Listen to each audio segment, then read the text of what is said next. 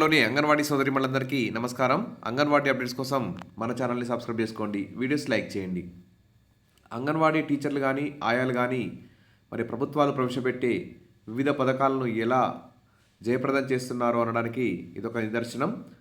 ఎందుకంటే ఎన్నో అతి తక్కువ వేతనంతో పనిచేస్తూ చాలని సౌకర్యాల నడుమ అంగన్వాడీ కేంద్రాల అభివృద్ధికి, అంగన్వాడీకి వచ్చే చిన్నారుల యొక్క అభివృద్ధికి, మరి లబ్ధిదారులకు న్యాయం చేసేలా ప్రభుత్వం యొక్క లక్ష్యాన్ని నెరవేర్చే దిశగా అడుగులు వేస్తున్నటువంటి అంగన్వాడీ టీచర్లకి శాలరీలు పెంచాలి. ప్రభుత్వ ఉద్యోగులుగా మాదిరిగా మరి పిఆర్సీ సౌకర్యం కూడా కల్పించాలి. వాళ్ళని పర్మనెంట్ చేయాలి. పెన్షన్, గ్రాట్యుటీ తదితర సౌకర్యాలు కల్పించాలి. ఎందుకంటే వాళ్ళు ఎన్ని విధులు నిర్వహిస్తున్నారో ఇక్కడ ఈ న్యూస్ చూస్తేనే అర్థమవుతుంది.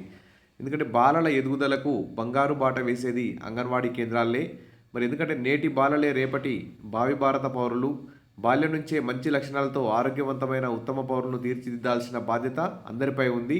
ముఖ్యంగా మరి కేంద్ర రాష్ట్ర ప్రభుత్వాలైతే అసలు నిర్లక్ష్యం వహిస్తూ మరి అంగన్వాడీ కేంద్రాల ద్వారా బాలబాలికల సంపూర్ణ ఎదుగుదలకు కృషి చేయాలని చూస్తున్నాయి.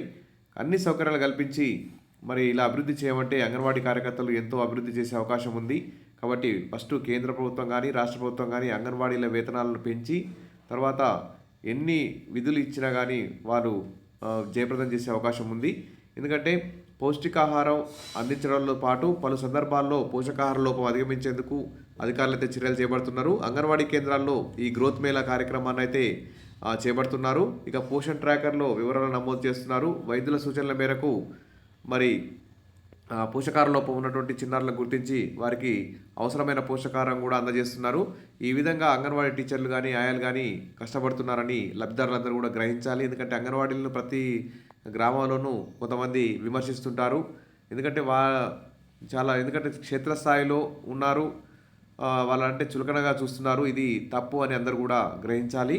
ఎందుకంటే వాళ్ళు ఎన్నో కష్టాలు పడుతూ అంగన్వాడీ చిన్నారులకైతే విద్యాబుద్ధులు మరి పోషకాహారాన్ని అయితే అందిస్తున్నారని అందరూ కూడా గుర్తుంచుకోవాలి. అంగన్వాడీ టీచర్లకి ఆయాలకి సపోర్ట్గా ఉండాలి. అంగన్వాడీ టీచర్లు ఆయాలతో సానుకూలంగా ఉండి వారి యొక్క సమస్యలు తీరేలా ప్రభుత్వానికి కూడా లబ్ధిదారులు సూచనలు చేయాలి అని చెప్పేసి ఇక్కడ అందరూ కూడా కోరుకుంటున్నారు. ఇక అంగన్వాడీ కేంద్రాల్లో ఎత్తు బరువు నమోదు చేస్తున్నారు. అదేవిధంగా పోషకాహార లోపం కూడా గుర్తిస్తున్నారు. తర్వాత సమస్యను అధిగమించేందుకు పరిష్కార మార్గాలను కనుగొని మరి అంగన్వాడీ చిన్నారులను అయితే అభివృద్ధిలోకి తీసుకొస్తున్నారు. ఉదాహరణకు చూస్తే ఈ నెల 1 నుంచి గ్రోత్ మేళా నిర్వహించడం జరుగుతుంది. ఈ నెల మరి 15 వరకు ఈ కార్యక్రమాన్ని పూర్తి చేస్తారు. గ్రోత్ మేళాలో మా వివరాలను కూడా నమోదు చేస్తున్నాం. చిన్నారుల పోషకాహార సమస్యను గుర్తించి పరిష్కరించేందుకు కృషి చేస్తున్నాం అని చెప్పేసి ఇక్కడ సిడిపి వాళ్ళు అయితే తెలుపుతున్నారు.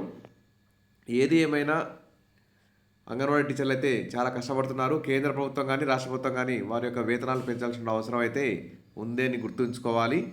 Wish all the best. మరిన్ని అప్డేట్స్ కోసం మన ఛానల్ని సబ్స్క్రైబ్ చేసుకోండి. Thank you.